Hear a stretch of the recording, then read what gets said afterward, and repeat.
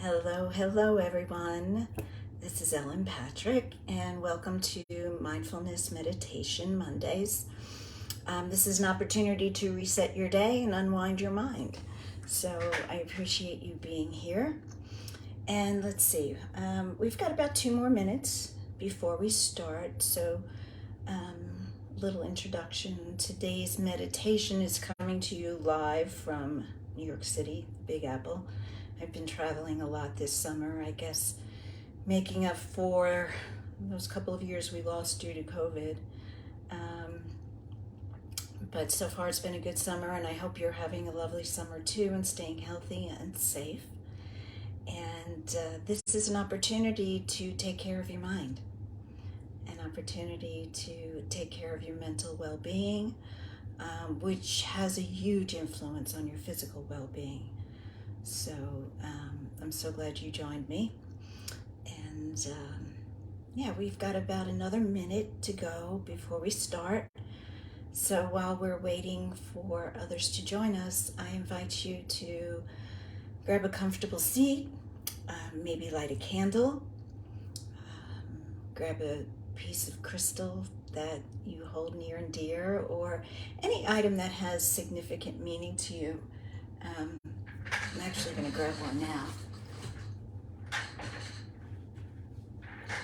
And this is on my altar. This is actually a turkey feather that I found on my driveway when I lived in Westchester County in New York. And I've kept it all these years. It reminds me not only of a beautiful place that I lived, but of the amazing wildlife that was there as well. So I'm going to keep this very close to me throughout the meditation. Right, and so when we place sacred items or light a candle, we're really carving out sacred space for us to go deeper than we usually do. Taking a look inward, getting a sense of how we're feeling, how we're relating to our feelings, most importantly, and moving our lives forward in a positive direction. And so we've reached 5:30, and we're ready to begin. So come on to your comfortable seat, whether it's a chair or sitting cross-legged or perhaps lying down. Just be careful not to fall asleep if you're lying down.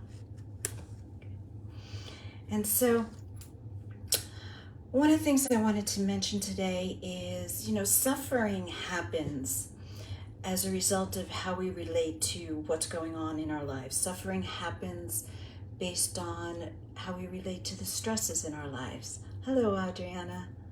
Nice to have you here. Thank you for being here. And so I wanted to give you an interesting and new perspective on thoughts and feelings. And here's what I have to say about that. You don't always have to believe what you think. Right? So we have all this myriad of thoughts and feelings, but they're real, but they're not necessarily true. So we want to validate our experiences, we want to validate our thoughts, our emotions, but again, they're not necessarily true. So think of the mind like Google. We put information into the computer, into our phone, and Google will pump information back out. Now, we don't use all the information that Google will produce for us, and some of it is not useful at all. And our mind works similarly in that we take in information from our senses. Right? We're putting information into our mind from our senses, and then our mind puts information out in the sense of thoughts and feelings. Now, not all those thoughts and feelings are valid. They're not necessarily true. They're not necessarily useful. And when I say useful, I mean we want to move our lives forward in a positive direction. And not everything we think, not everything we feel, like anger, resentment, those feelings cannot necessarily move us forward in a way that enhances the experience of our lives. And so keeping in mind that not everything we think is true or useful, right? We can start to inquire into the thoughts and feelings that arise, right? Suffering happens when we identify too much, when we believe everything that comes up in our minds without questioning, without using some wisdom to discern the validity, the usefulness of these thoughts and feelings. So the solution is, when we're meditating and thoughts come up, the first question we ask, is it true? Is it true? And then the second question is it useful? Okay? In yoga, we have Sanskrit words to describe this. Truthfulness is satya, and wisdom, discernment, is viveka. And so the ancient yogis actually had a system of using these concepts to help us reduce our suffering and to help us come into a more fruitful relationship with our thoughts and our feelings. Okay? So I please invite you to come into that comfortable seat and close your eyes. Close your eyes and notice where you're feeling perhaps some tension in your body. Maybe the shoulders, neck. Maybe your dominant hand is a little achy from scrolling on your phone or using the mouse. And so wherever you're finding some tension, I'd like you to intentionally bring awareness to that area and ask it, give it permission to relax, to let go of any tension, blocking.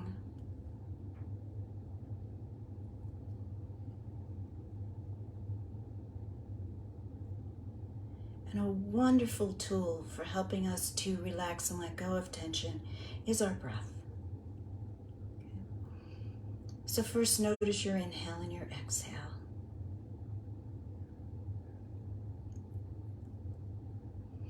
And once we notice the breath, it kind of automatically starts to slow down. It changes a little bit, right? So we might first come to the breath and it's short and quick or uneven.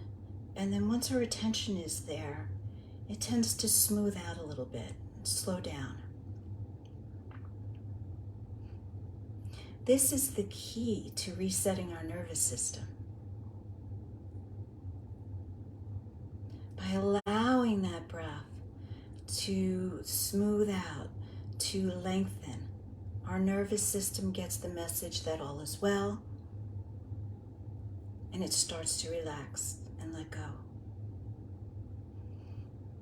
And when the nervous system starts to relax, the tension in our muscles tend to dissipate. And the busyness in our minds slows down a little bit. Instead of a mishmash of thoughts and feelings, we start to see the individual thoughts and feelings that arise.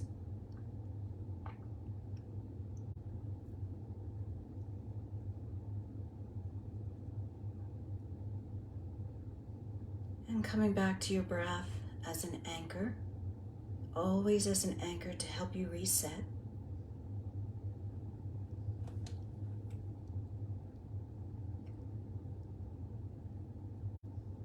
And then again, noticing when the first thought pops up, when an emotion percolates to the surface.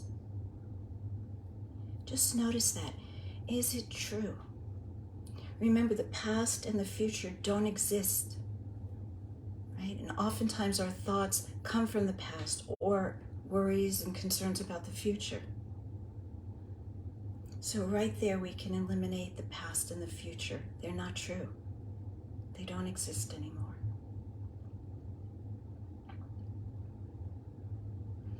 And then, is the thought or feeling useful? Can it move us forward in a more positive direction?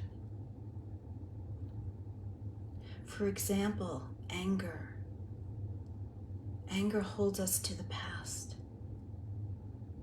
It doesn't move us forward. It's not useful. Right? Easier said than done to release that anger, but that's where the work begins. And coming back to the breath. Each and every time, the breath serves as our anchor and helps us to stay grounded, present, calm.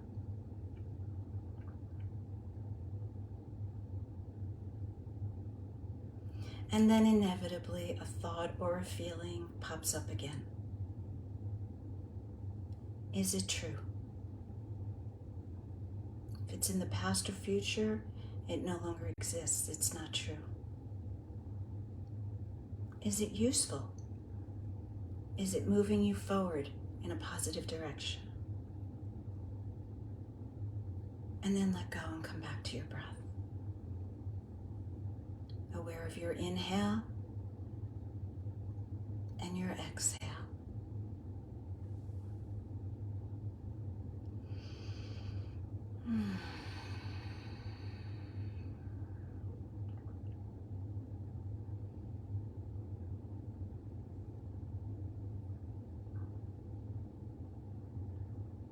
Is it true? Is it useful?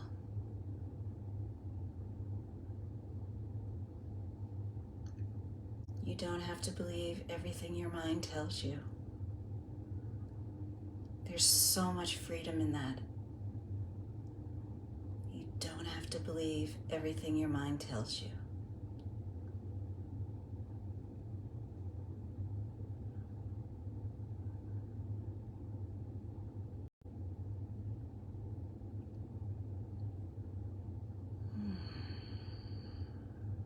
Breathing in and breathing out.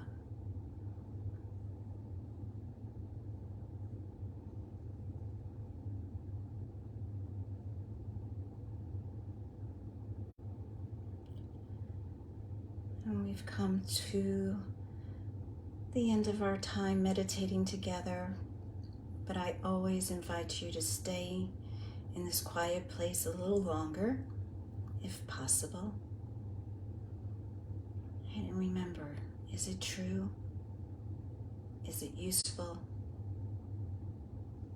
And you don't have to believe everything your mind tells you. Find the freedom in that. Until we meet again, thank you for being here. May you have a beautiful day.